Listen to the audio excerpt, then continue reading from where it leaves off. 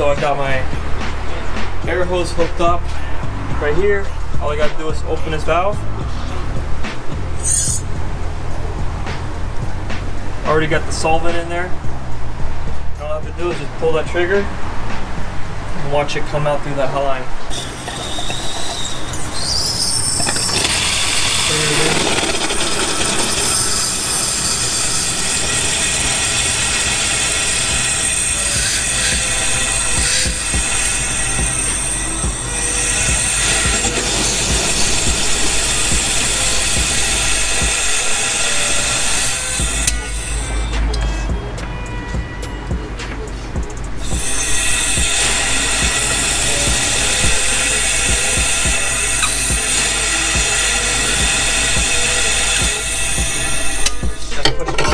Junk out of there.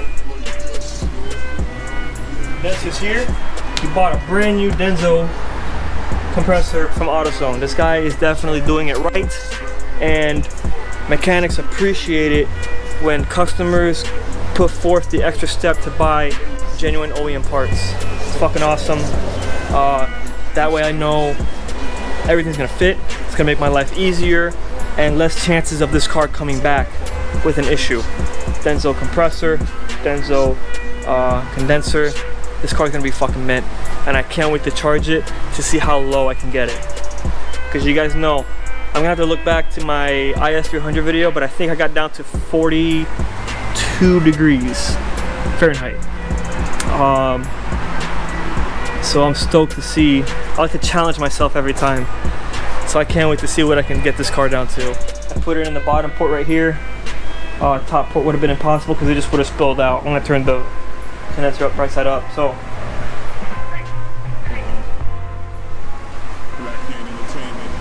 I don't think the oil coming out. Just kind of get it down into the core. There you go. Should be good. So let's go ahead and drop this in.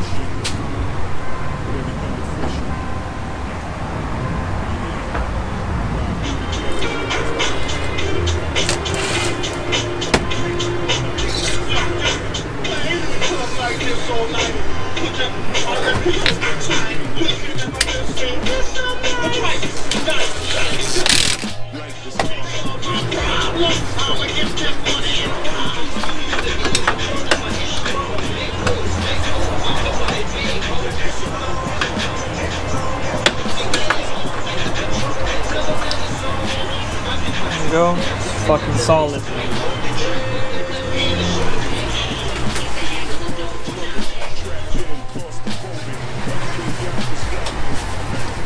So great news. I've met my goal for today, and that was to put the V-belt back on. So I'm stoked.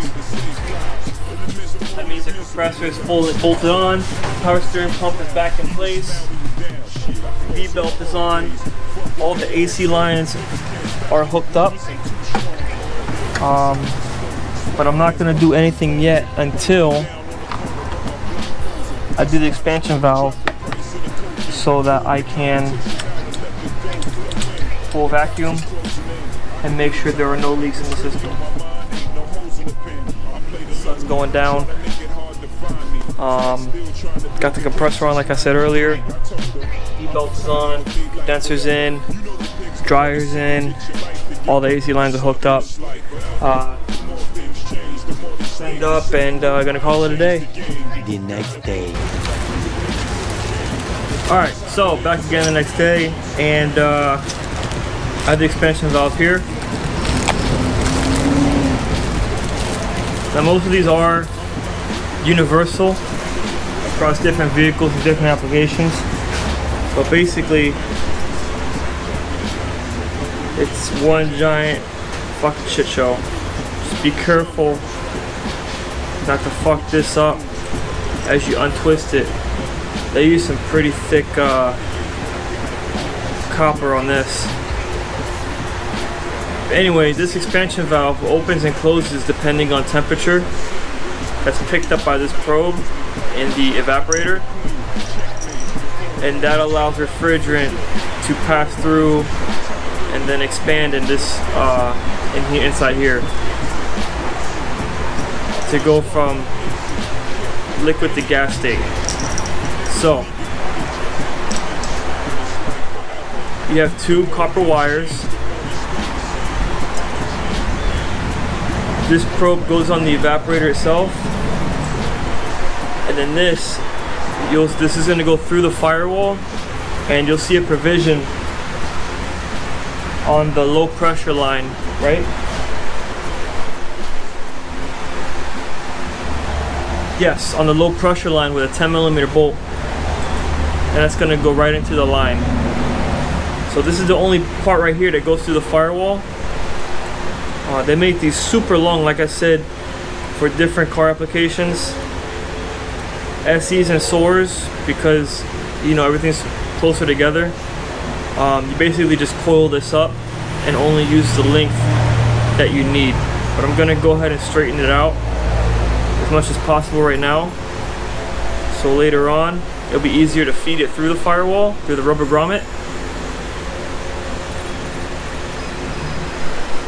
And then from there I can coil it up and make it nice and neat. So that's about as good as it's gonna get. Let me go ahead and set this back inside the shed and we'll get started. So basically, going to the glove box. Actually first you gotta remove this panel. It's underneath the glove box. And then open your glove box up. You have a screw behind that square piece right there. And another one behind here. This entire glove box assembly. Should be bolts down here also that are hidden behind this panel. And the glove box will slide right out, pending a couple of things that you have to unplug, and then go from there. So let's get started. Couple Phillips screws and a pick to get those covers off. So got the glove box out. Had to do a little bit of prying to get it from there's a little lip that goes up behind this. It's super tiny, just a little bit of prying and I was able to get it out. But there's all the HVAC stuff right there. There were 2 plugs on the glove box. It was this one and that one. Those are really easy to get off. And then basically just remove this section of the ducting, which is just 1 Phillips screw right here.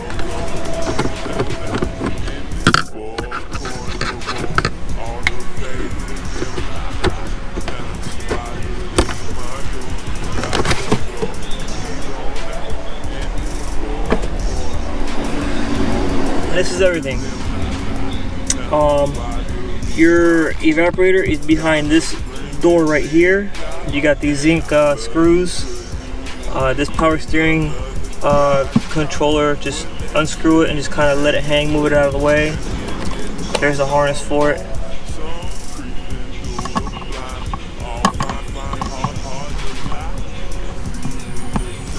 It's fine. I don't recall my SC having that. So that's fine. I can just move out of the way like that. And then right now I'm gonna go ahead and get all the screws all the way around to remove this cover. So one thing I forgot to mention just now is on the bottom you're gonna see 4 wing nuts like this on the bottom of the evaporator housing. Remove those 4 wing nuts, and a little plate that is secured by those wing nuts is gonna pop down. You got a nice little surprise there. Right here is a Toyota cabin filter for the SC and Soarer. She's fucking haggard. So, additionally, when removing that lower drip pan for the evaporator, you also have to peel the carpet back, remove the black cover that's over the ECU, and then you'll get access to 2 more screws that are all the way in the back that will allow you to bring this down even further to pull the evaporator out. So, with that said, evaporator, that's the expansion valve right in there. I'm gonna pull this unit out and get that evaporator changed out on the workbench, because it's impossible to do it in there. My 99 SC300 was a lot easier than this. I was able to access those AC lines going to the firewall rather easily. But on here, there's a massive ABS pump there's a massive ABS pump right in front of those lines of the firewall, and also the evaporator canister, which I have right here. So this was the easiest thing to remove. So I went ahead and did that, and I got better access to the AC lines. So high pressure and low pressure both have 110 mil nut each, or bolt. Just get in there with a ratcheting wrench and start turning.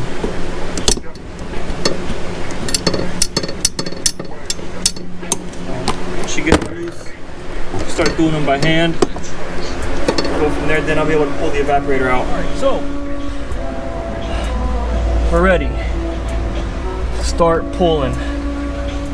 Be careful, because I'm going to be reusing this one, and I can't find a fucking replacement.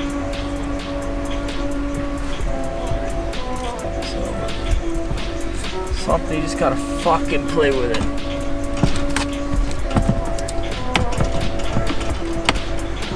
Let me see what's fucking me.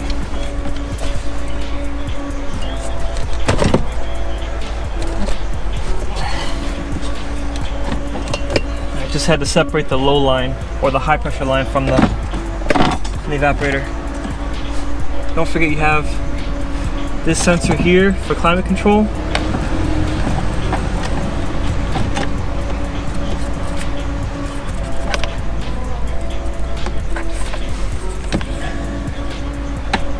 Just carefully pull that expansion valve end out. There you go. Let's go ahead and pop off this expansion valve. First, I'm undo it from here, which should be 2 5s or 2 6. I'm gonna do 5. 5 mil Allens. Correct. So do that. Separate this assembly from the evaporator, and then I'll be able to get this in a vise and undo these. The only reason I don't want to do it on the evaporator is because if I get a wrench in here and it slips, I'm fucked. I'm gonna hit this I'm gonna hit the core of the evaporator. That's gonna cause a huge fucking leak, and then I'm really gonna have to find out if I can put an SC300 one in here. So let me pull that off real quick, and we'll get started. All right, so a little bit of a pro tip before you fuck yourself if you attempt to do this shit. Like I said, take this off of the evaporator and set it in a vise. All right. Now to set it in a vise, you want to hold it by the old expansion valve, because this shit is aluminum. And if you grab it by the vise here and then try to turn these with the wrench, you're gonna bend this fucking piping and kink it, and it's gonna leak, and you're gonna hate your fucking life.